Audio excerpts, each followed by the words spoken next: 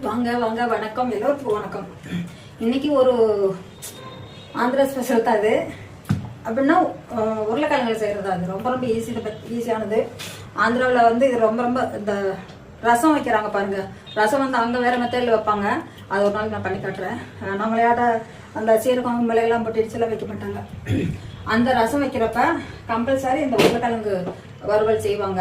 இங்கே நம்ம வந்து ஒரு மாதிரி செய்வோம், அவங்க ஒரு மாதிரி செய்வாங்க. அதை நம்ம பார்க்கலாம். இந்த பக்கம் கம்மஞ்சோறு வெட்டிட்டு இருக்குது. ஏன்னா கம்மஞ்சோறு டெய்லி காட்டலாம் உங்களுக்கு வெந்துட்டு தான். அது எனக்கு வேறு வழி இல்லைங்க, அதை சாப்பிட்டு தான் ஆகணும். நான் டெய்லி சாப்பாடு செய்யணும் தான் அது போட்டு காமிச்சிடலாம். அந்த கம்மஞ்சோறு டெய்லி நேற்று ஒரு நாள் அரிசி சாப்பாடு வந்தா நேற்று திரும்பவும் இன்னைக்கு போட்ட போலின்னா அதுக்கு மேலே ஆப்பு வச்சுட்டு கடவுள் என்ன பண்ணுறது. எந்த எண்ணெய் வேணாலும் ஊற்றிக்கிங்க, உங்கள் ஆப்ஷன் தான் அது. ஏன்னா நம்ம இந்த எண்ணெய் தான் ஊற்றணும் அது ஊற்றணும்லாம் இல்லை. எண்ணெய் ஊற்றிட்டு என்னென்னலாம் போடணும் பார்க்கலாங்களா.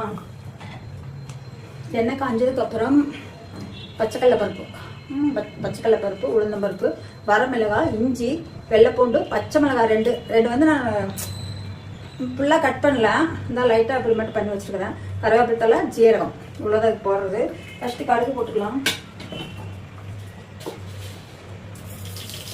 ஏன்டா நான் ஒன்று மூடி வைக்கிறது பார்த்துக்கலாம், என்னால் முடியலைங்க.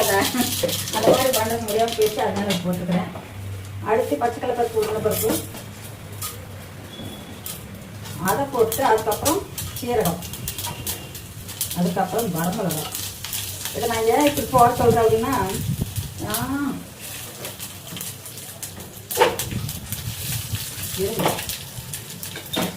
அது வத்தலுக்கு கண்டிப்பாக எடுத்துட்டு இது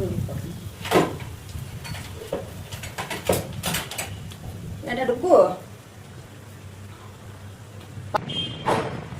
லாஸ்ட்ல இந்த இது போட்டுக்குங்க, இஞ்சியும் போட்டுக்குங்க, வெள்ளைப்பூண்டு, பச்சை மிளகாய் இது எல்லாமே போட்டுக்குங்க. இந்த கருவேப்பிலை இருக்கட்டும், அப்புறம் நான் சொல்கிறவங்களுக்கு அதை எப்படி பண்ணுறது.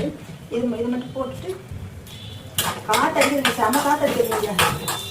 அதனால கொஞ்சம் இந்த இது வெள்ளைப்பூண்டு உங்களுக்கு அன்றைக்கி நான் ஒரு டைம் சொல்லி கொடுத்தேன்னா, ஆந்திராவில் மேக்ஸிமம் வந்து தொழிற்செல்லாம் எதுலேயும் போட மாட்டாங்க அவ்வளோ சீக்கிரம். வெள்ளைப்பூண்டு எல்லா அந்த வறுவல் இதெல்லாம் இருக்குல்ல, இதுக்கு பிடிச்சிட்டு இந்த வேர்ப்பகுதி இருக்குல்ல அதை மட்டும் இப்படி கீழே இப்படி தட்டி அப்படியே போட்டுருவாங்க.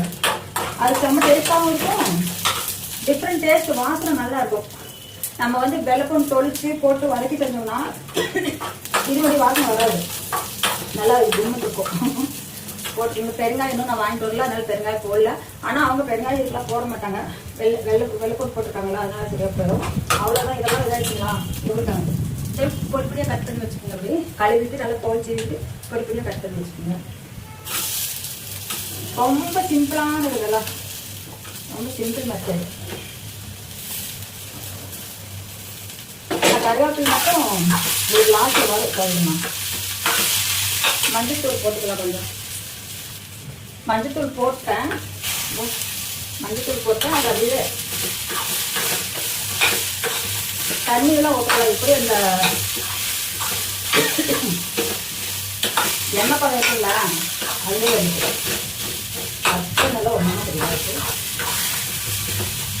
செம்ம டேஸ்ட்டாக இருக்கு, செஞ்சு பாருங்க. அப்படி இது அப்பப்போ அப்படி கிளறி விட்டுருக்குங்க, இன்னும் அடிப்பிடிச்சிடும்.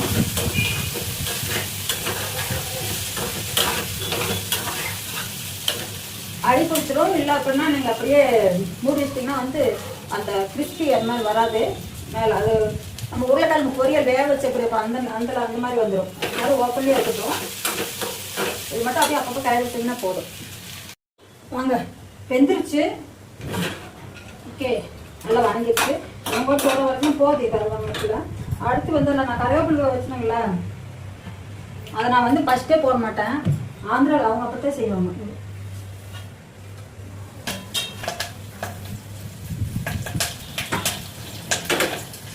அது வந்து எண்ணெயில் பொரிச்சு இந்த மிக்சருக்கெல்லாம் போடுவாங்க பாருங்க, எண்ணெயில் பொரிச்சுட்டு அந்த மாதிரி. இது நிப்பாட்டிட்டு நான்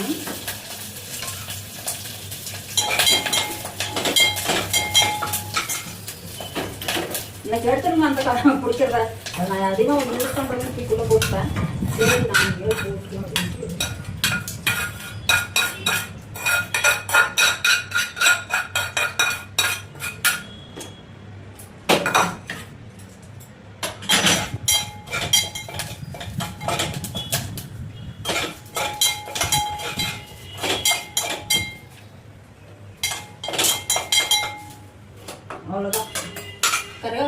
பொரிச்சிட்டு எண்ணெய் கொஞ்சம் இருக்குன்னு அதை அப்படியே விட்டுருங்க. இருக்கட்டும், வேறு ஏதாவது குழம்பு வைக்கிறப்ப நம்ம யூஸ் பண்ணிக்கலாம். லைட்டாக தான் எண்ணெய் ஊற்றணும்.